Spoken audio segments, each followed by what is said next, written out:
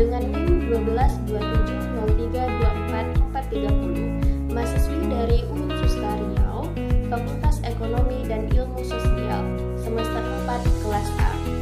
Tujuan saya membuat video ini ialah untuk melengkapi tugas mata kuliah Akuntansi Keuangan Lanjutan 1 dengan dosen pengampu kami, Bu Identity SE MAK AKCA.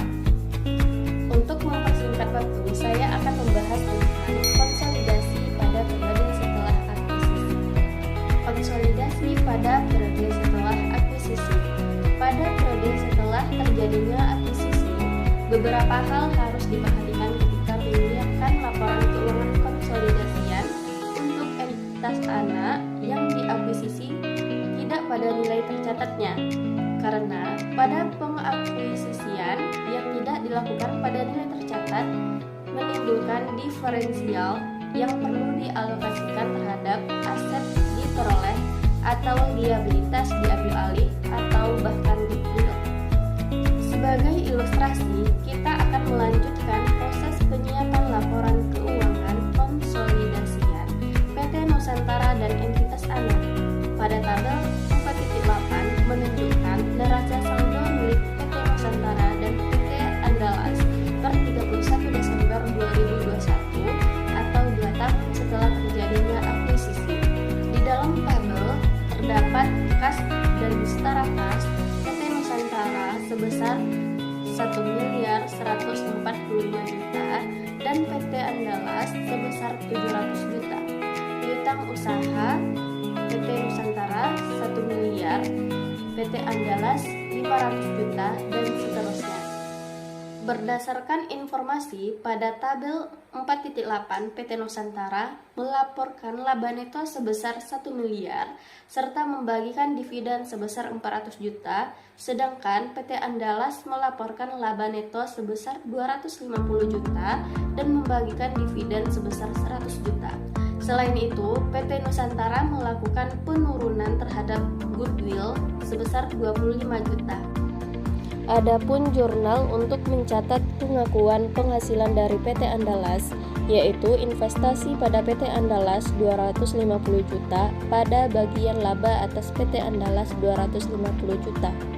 Yang kedua, jurnal untuk mencatat penerimaan dividen dari PT Andalas, yaitu kas 100 juta pada investasi pada PT Andalas 100 juta. Selain itu, PT Nusantara akan mengakui amortisasi atas diferensial terkait bangunan dan peralatan, serta mengakui penurunan nilai yang terjadi pada goodwill.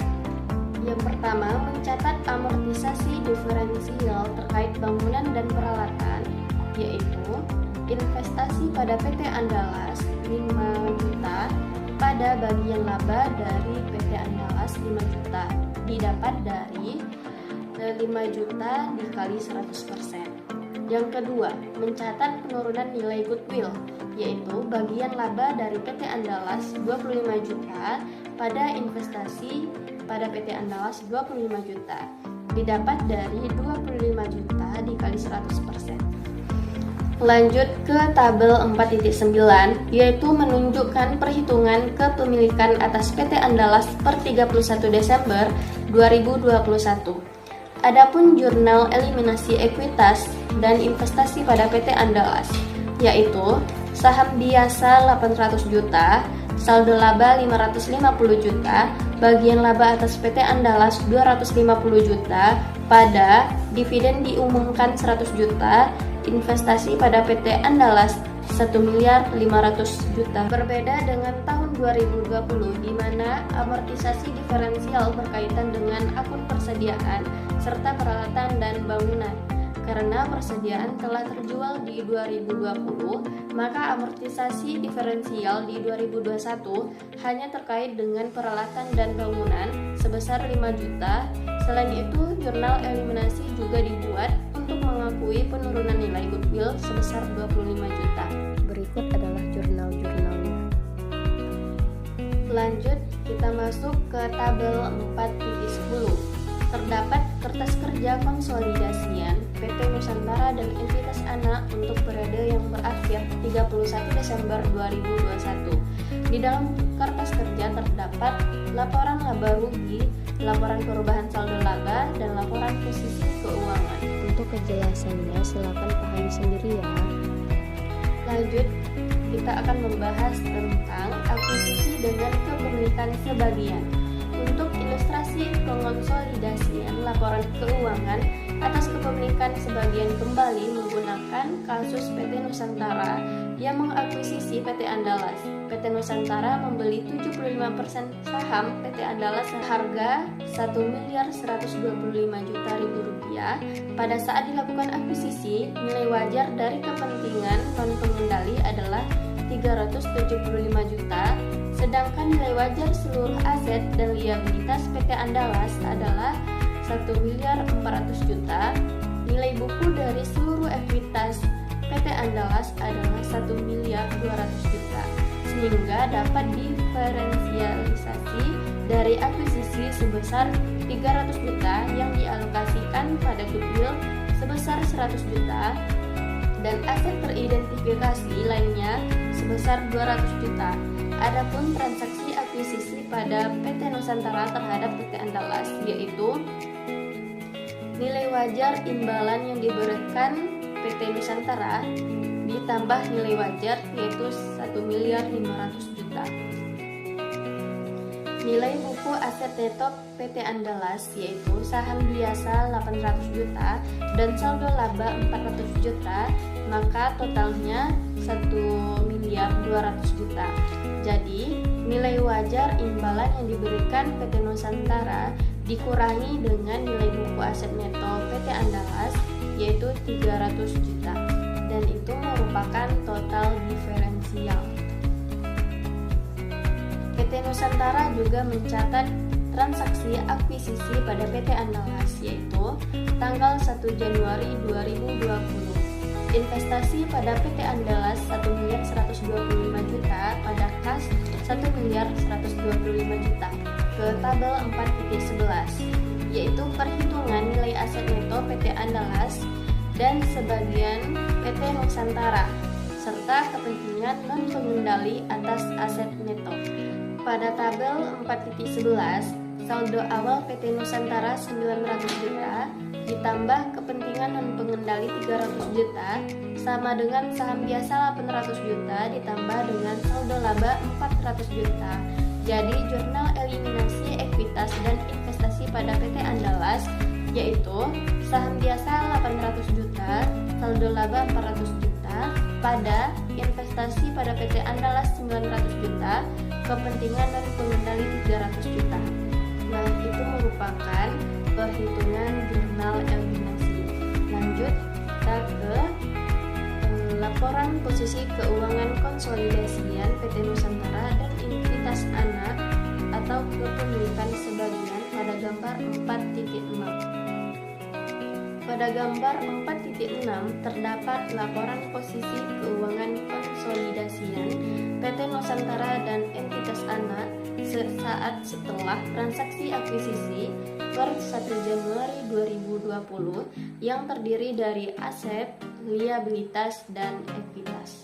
Yang ketiga, kita akan membahas tentang konsolidasi pada periode akuisisi. Pada tabel 4.12 menyediakan informasi neraca saldo kedua perusahaan per 31 Desember 2020. Selama tahun berjalan, PT Nusantara mengumumkan dan membagikan dividen sebesar 300 juta, sedangkan PT Andalas mengumumkan dan membagikan dividen sebesar 50 juta. PT Nusantara sebagai perusahaan yang memiliki PT Andalas akan mencatat transaksi penerimaan dividen dari PT Andalas. Pada tanggal 31 Desember 2020, terdapat kas pada investasi pada PT Andalas yaitu 37.500.000 didapat dari 50 juta dikali dengan 75%. Nah, 75% itu didapat dari PT Nusantara membeli 75% saham PT Andalas. Jurnal selanjutnya yaitu mencatat pengakuan laba dari PT Andalas 31 Desember 2020. Jurnalnya yaitu investasi pada PT Andalas 150 juta pada bagian laba atas PT Andalas. Nah, selanjutnya jurnal yang akan dicatat oleh PT Nusantara untuk mengakui pengapusan diferensial yang terjadi selama periode berjalan. Selanjutnya kita akan membahas tentang tabel 4.13 yang menunjukkan perhitungan pengalokasian kepemilikan atas PT Andalas. Dari tabel terlihat bahwa kepemilikan PT Andalas sebagian 75% dikuasai oleh PT Nusantara sebagai perusahaan pengendali. Jurnal eliminasi ekuitas dan investasi pada PT Andalas, yaitu saham biasa 800 juta, saldo laba 400 juta, bagian laba atas PT Andalas 150 juta, bagian laba kepentingan non pengendali 50 juta, pada dividen diumumkan 50 juta, investasi pada PT Andalas 1.012.500.000 dan kepentingan non pengendali 337.500.000. Jurnal eliminasi untuk mencatat amortisasi dan pengalokasian sisa diferensial terdapat pada contoh berikut ini. Setelah kita melihat skedul perhitungan saldo diferensial tahun 2020, maka kita akan membuat jurnal eliminasi untuk mengalokasikan diferensial. Berikut adalah jurnalnya. Setelah kita mengalokasikan diferensial, maka kita harus membuat jurnal eliminasi berikutnya untuk mengalokasikan sisa diferensial ke akun tanah, bangunan dan peralatan, dan goodwill. Berikut adalah jurnalnya, seperti yang ditampilkan pada layar ini. Lanjut, kita masuk ke tabel 4.14, yaitu kertas kerja konsolidasian PT Nusantara dan entitas anak per 31 Desember 2020. Berikut tabel 4.14 yang tersedia pada slide ini. Setelah kita mengerjakan kertas kerja konsolidasian PT Nusantara dan entitas anak per 31 Desember 2020, adapun perhitungan laba neto konsolidasian untuk PT Nusantara dan anak perusahaan sebagai berikut yang terdapat pada slide ini, terdiri dari laba neto konsolidasian 2020 dan bagian induk atas laba neto 2020. Selanjutnya kita akan memperhitungkan saldo laba konsolidasian PT Nusantara dan entitas anak per 31 Desember 2020, yaitu saldo laba konsolidasian 31 Desember 2020. Terdapat saldo laba PT Nusantara 1 Januari 2020, lalu bagian induk atas laba neto 2020, dividen diumumkan oleh PT Nusantara di 2020, dan saldo laba konsolidasian 31 Desember 2020. Nominalnya terdapat pada laporan perubahan saldo laba pada PT Nusantara tabel 4.14. Sehingga saldo laba konsolidasi yang 31 Desember 2020 sebesar 1.916.250.000. Setelah kita membahas tentang kertas kerja konsolidasian PT Nusantara dan entitas anak, selanjutnya kita akan masuk ke gambar 4.7, yaitu laporan posisi keuangan konsolidasian PT Nusantara dan entitas anak. Terdapat total aset sebesar 8.817.500.000 dan total liabilitas dan ekuitas 8.817.500.000. Nominal dari gambar 4.7 dimulai dari aset, liabilitas, dan ekuitas pada laporan posisi keuangan konsolidasian PT Nusantara dan entitas anak merupakan salinan dari nominal tabel 4.14 pada akun-akun laporan posisi keuangan. Setelah kita salin akun-akun yang terdapat pada laporan posisi keuangan tabel 4.14, tentu terdapat total aset dan total liabilitas dan ekuitas sebesar 8.817.500.000, dan itu tetap balance ya.